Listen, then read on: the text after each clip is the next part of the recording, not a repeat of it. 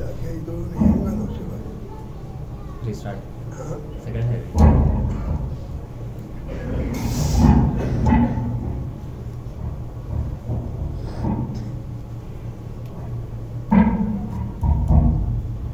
मेरे भाइयों सफ़े दुरुस्त कर लें और अपने अपने मोबाइल फ़ोन अल्लाह के वास्ते बंद रखो और जेब में हरगिज़ नीचे नहीं रखना। हमेशा किसी भी नमाज में जाओ मोबाइल सामने रख के सजदे मत करो, मोबाइल सामने रख के रुकू मत करो। गंदा आला है, बदतरीन आला है, उसको जेब में रखो। चोरी जाने का भी खौफ है, इधर उधर रख देंगे तो।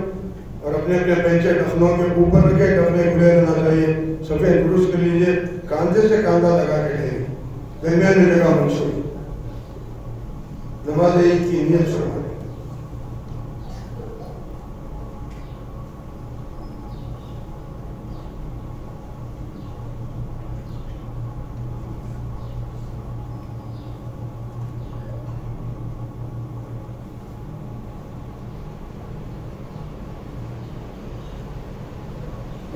अल्लाहु अकबर।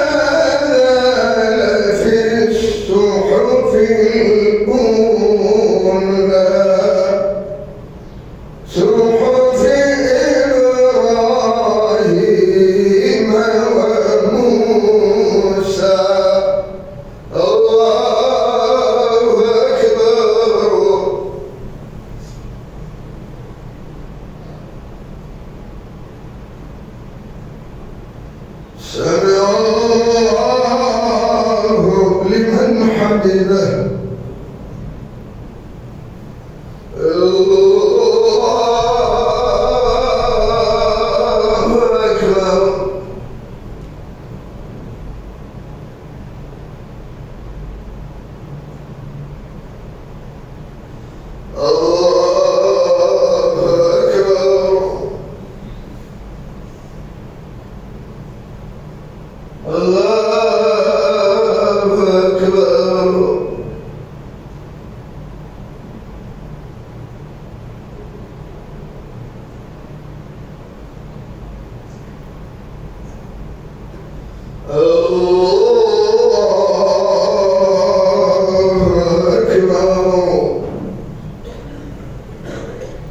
الحمد لله رب العالمين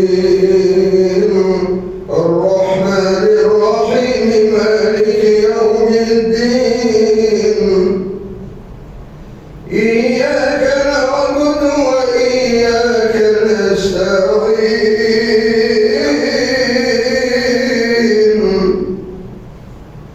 اهدنا الصراط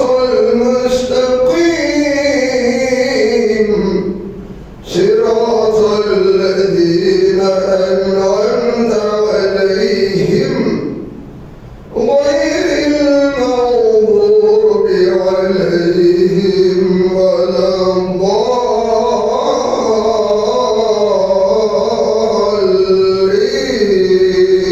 الضالين.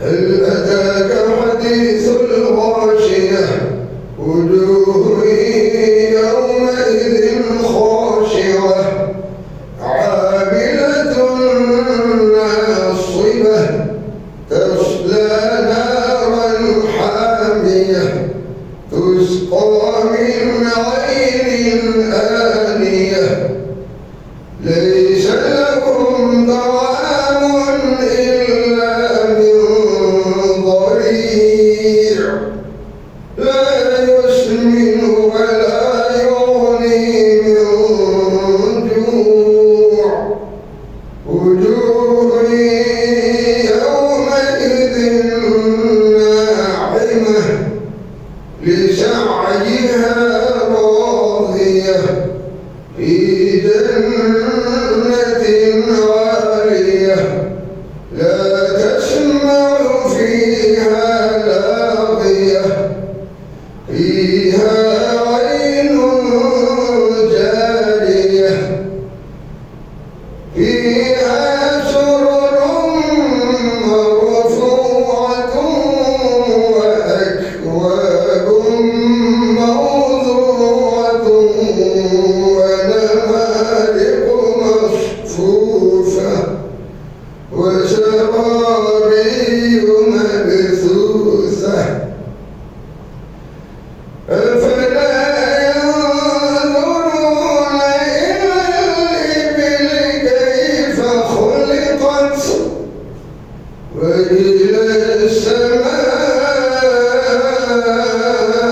كيف رفعت وإلى الجبال كيف نصبت وإلى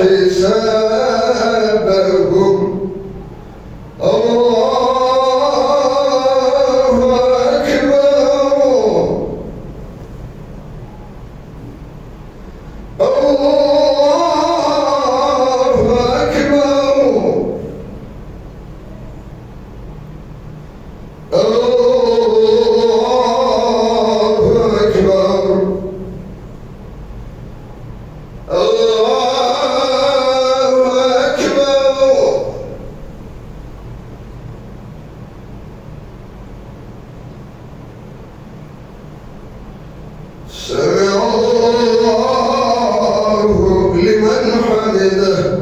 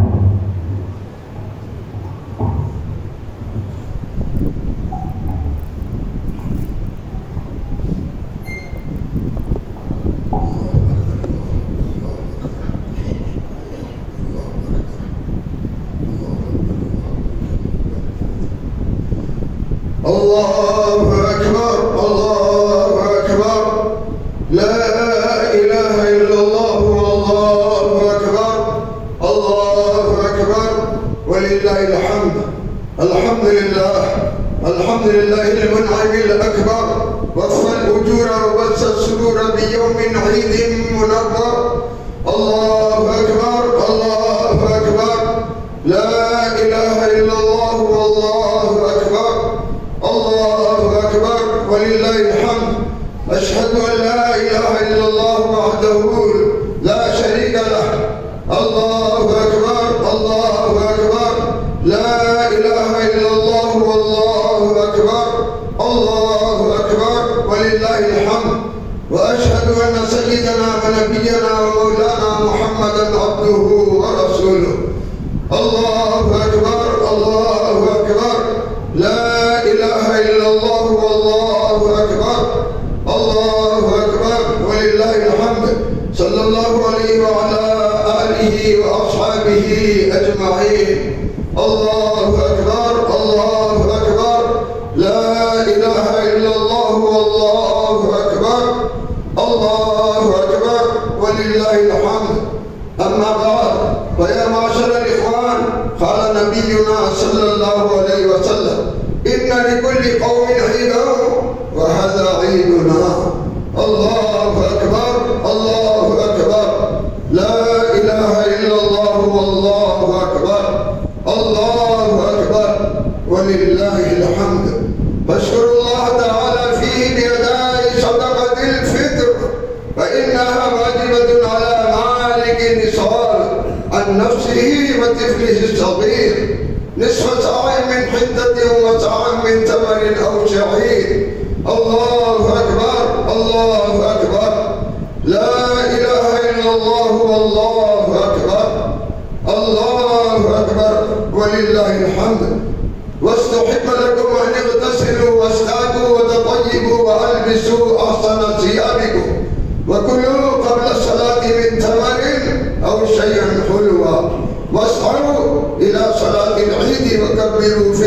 الطريق سرا، واستمعوا بعدها الخطبتين فتفوزوا في الدارين.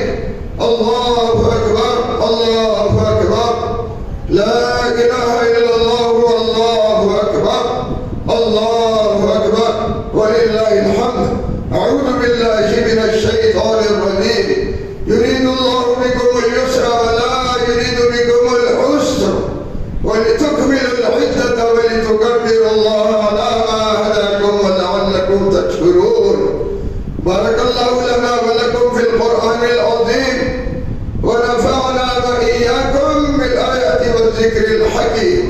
إنه تعالى جواد كريم ملك بر رؤوف رحيم ورب حليم.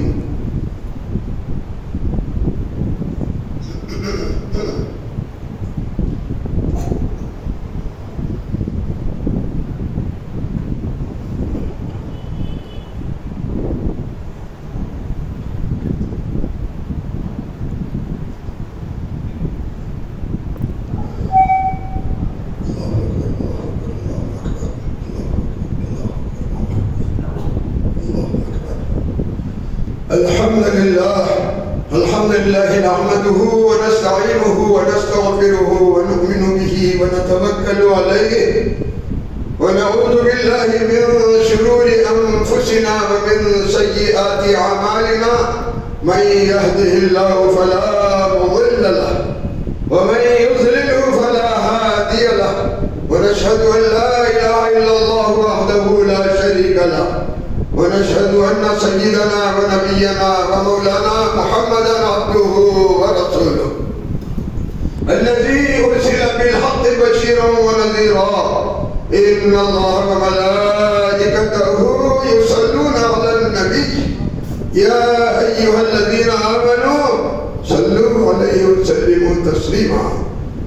اللهم صل وسلم وبارك على سيدنا محمد وعلى آله وأصحابه وأتباعه أجمعين إلى يوم الدين، خصوصا على أمير المؤمنين سيدنا أبي بكر الصديق رضي الله تعالى عنه، وعلى أمير المؤمنين سيدنا عمر بن الخطاب رضي الله تعالى عنه، وعلى أمير المؤمنين سيدنا عثمان بن عفان رضي الله تعالى عنه، وعلى أمير المؤمنين سيدنا علي بن أبي طالب رضي الله تعالى عنه، وعلى الإمامين سيدنا الحسن والحسين رضي الله تعالى عنهما، وعلى أمهما سيدة النساء فاطمة الزهراء رضي الله تعالى عنها، وعلى عميه سيدنا حمزة والعباس رضي الله تعالى عنهما، وعلى الستة الباقية من البشرة المبشرة، وعلى سائر الصحابة والتابعين رضوان الله تعالى عليهم أجمعين.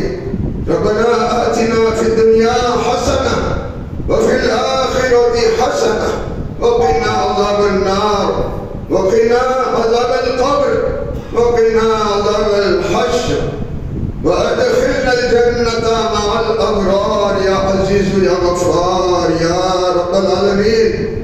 اللهم إنا نسألك إيمانا كاملا ويقينا صادقا ورزقا واسعا وقلبا خاشعا ولسانا ذاكرا ورزقا حلالا طيبا وتوبة نصوحا وتوبة قبل الموت وراحة عند الموت ومغفرة ورحمة بعد الموت والعفو عند الحساب والفوز بالجنة والنجاة من النار. اللهم ارزقنا الجنة بغير حساب، اللهم ارزقنا الجنة بغير حساب، اللهم ارزقنا الجنة بغير حساب. اللهم اغفر للمؤمنين والمؤمنات والمسلمين والمسلمات الأحياء منهم والأموات برحمتك يا أرحم الراحمين. أعوذ بالله من الشيطان الرجيم. إن الله يأمر بالعدل والإحسان وإيتاء ذي القربى وينهى عن الفحشاء والمنكر والبغي يعظكم لعلكم تذكرون. اذكروا الله يذكركم وادعوه لكم ولذكر الله تعالى أعلى أولى وأعز وأجل وأهم وأتم وأكبر.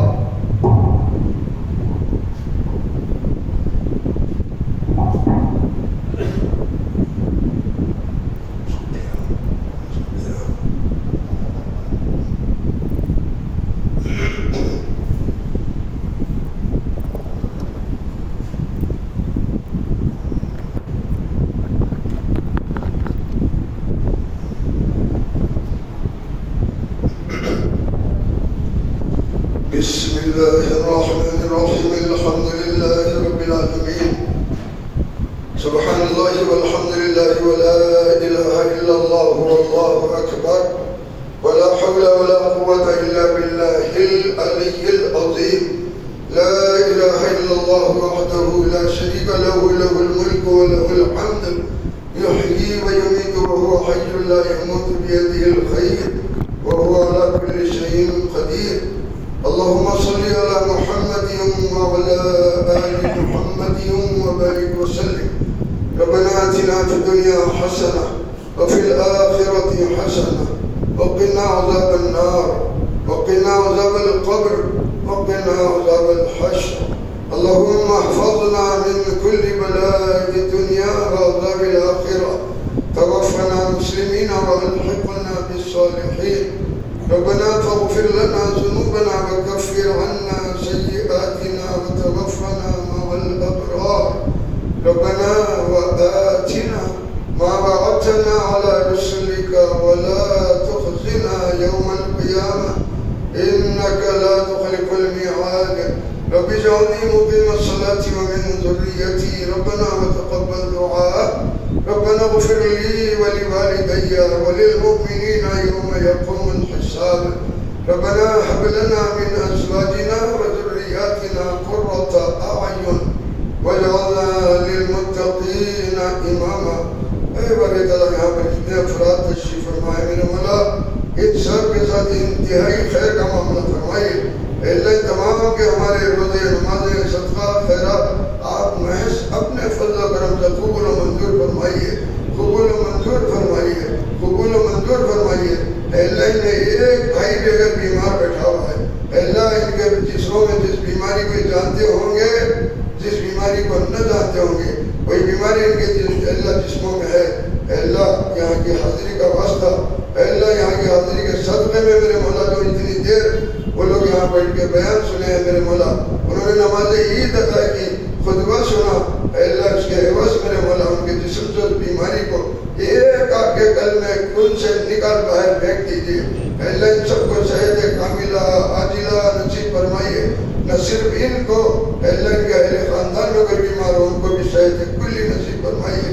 اللہ اس میں میرا ایک بھائی بھی پریشان حال ہے خواہ مخروض ہے یا کسی اور پریشانی میں گرفتار ہے اللہ ہمارا بہت پکا ایمان ہے اللہ آپ کی ذات کے سوا کوئی کوئی کوئی کوئی نفع نقصان کا اختیار نہیں رکھتا. جو کچھ ہے بس آپ ہیں آپ ہیں آپ ہیں. آپ کی ذات کے سوا کسی میں کوئی طاقت نہیں کسی میں کوئی قوت نہیں کہ کسی کو نفع پہنچا سکے یا نقصان. اے بڑی تعالیٰ بس آپ اللہ آپ ان کی فکر و پریشانیوں کو دور کر دیجئے. اللہ جو مخروض ہے ان کے قرضے ادا کروا دیجئے. جو بیمار ہیں ان کو صحت دیجئے. جو پریشان حال ہے خواہ کسی قسم کی پریشانی ہو اللہ ان کی پریشانی کو کل کی بجائے آج کی بجائے اب کے مصداق دور کر دیجئے. اے بڑی تعالیٰ ہر موذی مرض سے ان تمام کی ہماری حفاظت فرمائیے. اے بڑی تعالیٰ جتنے لوگوں نے بھی میری ماؤں بہنوں بیٹیوں نے بھی اور میرے بھائیوں نے بھی جتنے لوگوں نے بھی روزے رکھے ہیں صدقات خیرات نکالے ہیں اللہ نمازیں پڑھی ہیں تراویح کی نمازیں پڑھی ہیں قرآن پاک کی تلاوت کی ہے جس سے جتنا ممکن ہو پڑھے ہیں اللہ کے پیارے نبی صلی اللہ علیہ وسلم پر جتنا ہو سکا درود شریف بھیجے ہیں جو جیسی اللہ کی کیے ہوں گے اللہ آپ کے خزانے میں کوئی کمی نہیں. اس کو ہزاروں لاکھوں درجے اضافہ کر کے آپ عنایت فرما سکتے ہیں. آپ ہر چیز پر قدرت رکھتے ہیں اور آپ کے خزانے میں کوئی کمی نہیں ہے. آپ جو دیتے ہیں میرے مولا میں سے کوئی دے نہیں سکتا. بس آپ ان کو خوب بڑا چڑھا کر ان کو خوب بڑا چڑھا کر نکیاں دیجیے اور خوب ثواب عنایت فرمائیے. سب سے بڑا معاملہ میرے مولا دنیا میں عزت سے دلائی ہے. موت سب کو آنی ہے میرے مالک، اس خادم القرآن کو بھی، میرے پیارے پیارے بھائیوں بہنوں کو بھی۔ اللہ ان سب کی ہماری موت آسان فرمانا، موت آسان فرمانا، موت آسان فرمانا۔ اللہ اسی طرح میرے مولا جب قبر میں جائیں، اللہ قبر کو کشادہ کر دینا، قبر کو نورانی کر دینا۔ اللہ جب آپ پورا عشرہ، ایک عشرہ، دو عشرے، تین عشرے، الحمدللہ سارا رمضان آپ نے آپ کے فضل و کرم سے عنایت فرمایا۔ پہلا عشرہ رحمتوں والا، اللہ دوسرا عشرہ اللہ مغفرت والا، یا اللہ تیسرا عشرہ اللہ جہنم سے خلاصی والا۔ اللہ آپ جب اپنے فضل و کرم سے تینوں عطا کیے ہیں، اللہ تینوں چیزیں ہم سب کو عطا بھی کر دیجیے۔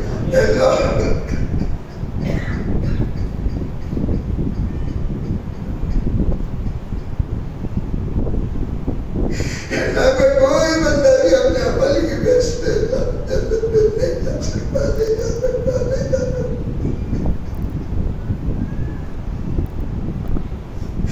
آپ کی عمل و کرم، آپ کی مہربانی، آپ کی طرف سے مقصد اللہ نے میرے مولا اللہ بہت بڑے رحیم ہے، بہت بڑے کریم ہے میرے مولا۔ آپ کی رحیمی کا واسطہ، آپ کی کریمی کا واسطہ، بالخصوص اللہ سورۃ الزمر کی اس آیت کا واسطہ میرے مولا جس سے آپ نے فرمایا نا میرے مولا، قل یا عبادی الذین اسرفوا علی انفسہم لا تقنطوا من رحمۃ اللہ ان اللہ یغفر الذنوب جميعا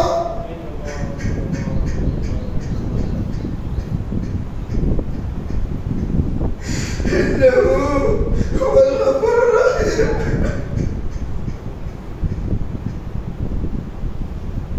اس آیت کا واسطہ میرے بلا تمام کے تمام گناہ معاف فرما دیجئے، خواہ صغیرہ ہو، کبیرہ ہو، دانستہ ہو، نادانستہ ہو، جان بوجھ کے ہو، انجانے ہو، اللہ چھوٹے ہو، بڑے ہو، اگلے ہو، پچھلے ہو، اللہ سب کے سارے گناہ معاف فرما دیجئے۔ اللہ ہم جانتے ہیں میرے مولا، حدیث شریف میں بات ملتی ہے میرے مولا کہ آپ کا جو غضب ہے نا مگر آپ کی رحمت جو غالب نہیں آ سکتا، آپ کی رحمت آپ کے غضب پر اللہ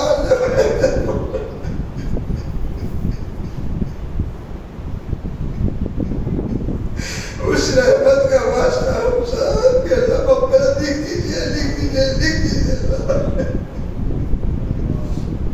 ہماری قبروں کا راحت کا جہاں بنانا، نورانی بنانا، کشادہ بنانا، آرام کا بنانا میرے مولا۔ اللہ جب آپ کی آمد پہ اٹھائیں گے، اللہ مایوسی سے بچا لینا، پسینے میں شتابر ہونے سے بچا لینا۔ اللہ عالم برزخ کی بہترین زندگی نصیب فرمانا۔ اللہ بھی جب آپ اللہ اٹھائیں گے ہمیں حشر کے میدان میں جمع کریں گے، اللہ حشر کے میدان کی وحشت سے ہم تمام کو بچا لینا، بچا لینا۔ یہی قرآن پاک ہمارا اللہ آگے آتا ہے، یہ ہماری ٹوٹی پھوٹی رہے گی، آپ کی مسجد کو چھاپنا، آپ کی مسجد میں جانے دینا، آپ کی مسجد میں نمازیں پڑھنا، بچوں کو قرآن پاک کی تعلیم دینا، بچوں کو اپنے برابر اللہ کی خدمت کرے۔ اللہ میری زبان کی لاج رکھیے، صرف میرے ساتھ میری اولاد کے ساتھ خیر کا معاملہ، میرے خاندانوں کے ساتھ خیر کا معاملہ نہیں میرے مولا، بلکہ سارے لوگوں کے ساتھ یہ خیر کا معاملہ فرمائیے۔ جو اس خادم القرآن سے محبت رکھتے ہیں، اس خادم القرآن کی محبت میں جمع ہوتے ہیں، محبت میں آتے ہیں، اللہ ان سب کو خوب نوازیے، خوب نوازیے، خوب نوازیے۔ میری برسات کی برادر کی ٹوٹی پھوٹی کس بات کا واسطہ ہے، اللہ دل کو بھی نواز دیجیے، نواز دیجیے میرے مولا۔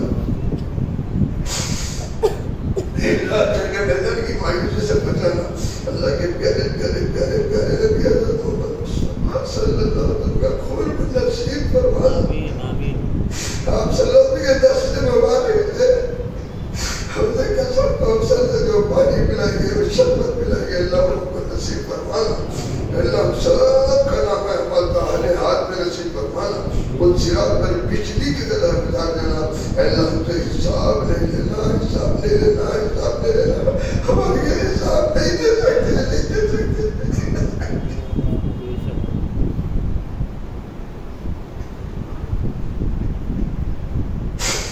اللہ بغیر حساب کی طرف کے جنت الفردوس میں پہنچا دینا۔ اللہ کے نبی صلی اللہ علیہ وسلم نے ہمیں حکم دیا ہے، جب کبھی اللہ سے تم جنت کا مطالبہ کرو تو جنت الفردوس کا مطالبہ کہ اے اللہ ہم آپ سے جنت الفردوس کی خواہش کرتے ہیں. اے اللہ ہمارے جسموں کو جہنم پر حرام کر دینا، حرام کر دینا، حرام کر دینا. ایک پلک جھپکنے کی اتنی دیر کی آپ ہمیں جہنم میں نہیں بھیجنا. اے اللہ بہت بڑے رحیم ہیں، آپ بہت بڑے کریم ہیں. اے اللہ آپ سے کوئی اگر استغفار کرتا ہے تو آپ ہی نے فرمایا نا میرے مولا جب وہ استغفار کرتا ہے مجھ سے تو مجھے بڑا بخشنے والا پائے گا. بس آپ ہم تمام کو بخش دینا. اے باری تعالیٰ جنت الفردوس میں پہنچا دینا. اور پھر آپ کا دیدار اے باری تعالیٰ کئی مرتبہ کئی سو نہیں کئی ہزار مرتبہ آپ کا دیدار ہم سب کو نصیب فرمانا. دیدار سے محروم ہونے سے بچا لینا. اے اللہ ہم کو رمضان کے بعد بھی نمازی تقی پرہیزگار بنا کے دلائیے، اسی میں موت نصیب فرمائیے. رمضان کے بعد بھی ہمیں قرآن پاک سے جوڑے رکھیے. رمضان کے بعد بھی ہمیں مساجد سے جوڑے رکھیے. مساجد کو ویران کرنے والوں کی فہرست میں ہمارا نام نہیں لکھنا، مساجد کو آباد کرنے والوں کی فہرست میں ہمارا نام شمار کروانا. اے بڑے طرح جتنے میرے پیارے پیارے بھائی بیٹے پانچ سب کو 5 وقت کا نماز باجماعت پڑھنے والا بنائیے. ایک نماز کو بھی جماعت سے ترک کرنے والا نہ بنائیے. جمعے کی نماز پابندی سے پڑھنے والا بنائیے. اے اللہ کی تمام سے راضی ہو جائیے. اے اللہ ہم اس درخواست کے ساتھ اپنی دعا کو ختم کرتے ہیں. اے اللہ ہم نے جو کچھ مانگا عطا کیجیے، اور جو مانگنے سے رہ گئے ہیں اے اللہ وہ عطا کر دیجیے. ان سب کو اپنے پیارے گھر بیت اللہ کی حاضری نصیب فرمانا. اے اللہ اس کا طواف بار بار نصیب فرمانا. اسی طرح میرے مولا امینہ عرفات مصطفیٰ کی حاضری ان کے قسمتوں میں لکھ دیجیے.